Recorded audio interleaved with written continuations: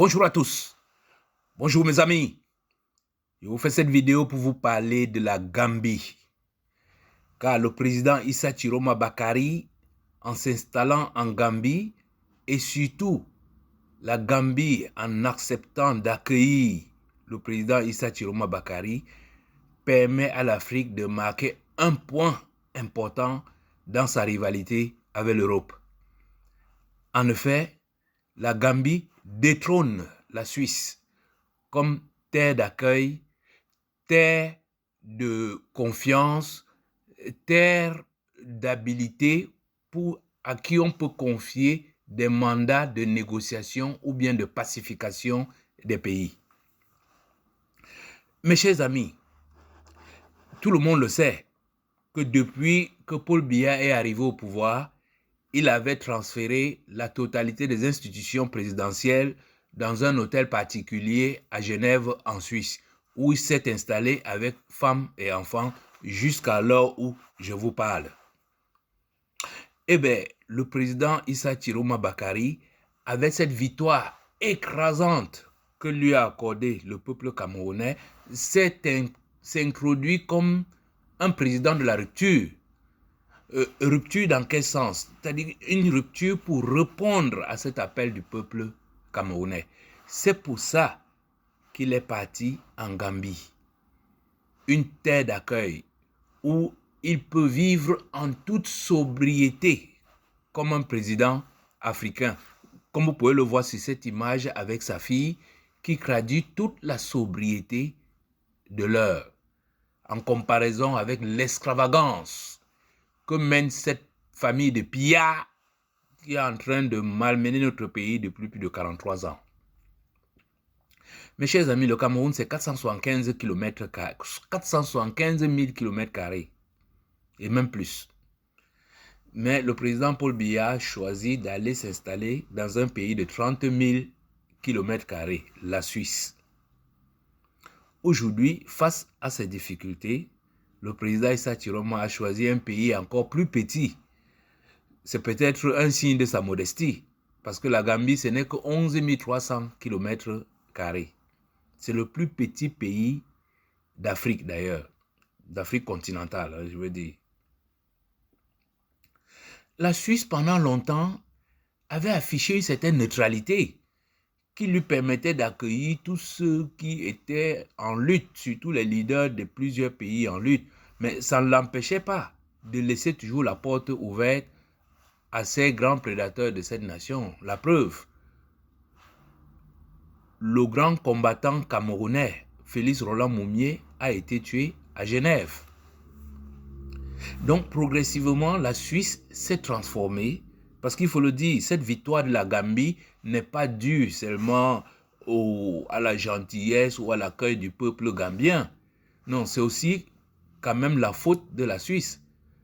Car comme je vous le disais, par sa neutralité, c'était vraiment le lieu où tous les étrangers en mal de liberté pouvaient se sentir en toute confiance. Mais progressivement, la Suisse a glissé. Elle est devenue le cimetière de tous ces grands bandits qui ont pillé l'Afrique.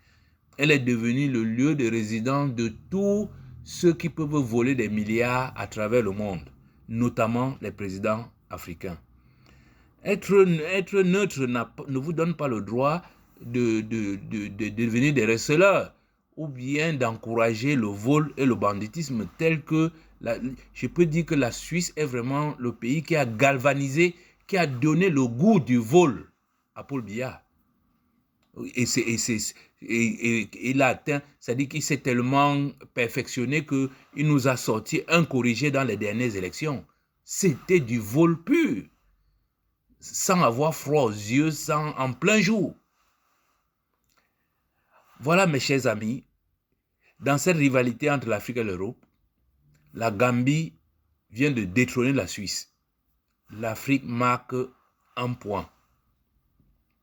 Et je profite de ce résumé pour remercier le peuple gambien, pour remercier les autorités gambiennes.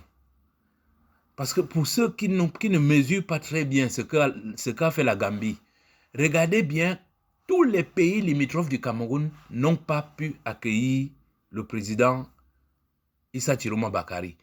Il a dû traverser le Nigeria, le Bénin, le Togo, la Côte d'Ivoire, le Burkina Faso, et même le Sénégal, la Sierra Leone, le Libéria, pour aller s'installer en Gambie.